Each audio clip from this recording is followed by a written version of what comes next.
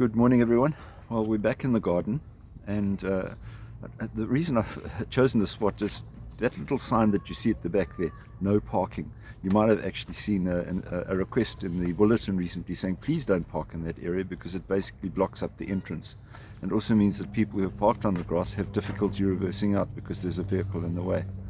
So it's a frustration, I think, for all of you and for me too, that when we planned the parking area here, that it was never designed for the size vehicles that most of us drive.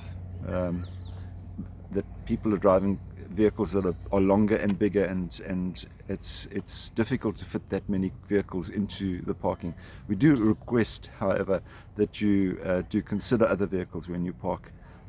Not just park them so that you can have a quick getaway, hopefully not, but that other people can also park in the area.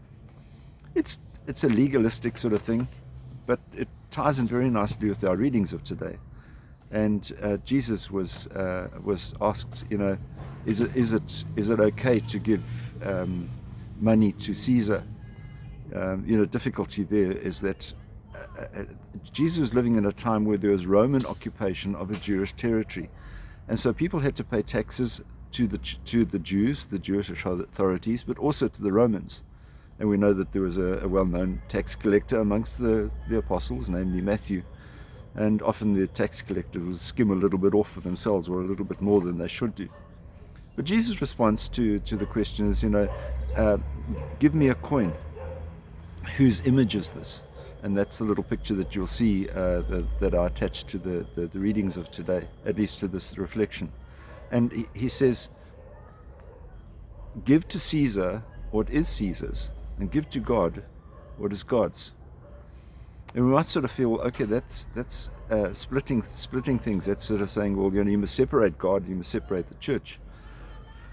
Well, in fact, everyone within everything within society is ultimately answerable to God, to the church itself. And to try to combine those two is quite a difficulty, I think, for a lot of people. And particularly when you get politicians that are making decisions which go against church belief, and yet they claim to be churchgoers. And so it's important to understand exactly what it is that God wants us to do. Let's examine very carefully what it is that belongs to God and what belongs to the world, and make sure that we follow that. You have yourselves a wonderful day, and stay safe. We'll see you again. God bless. Bye-bye.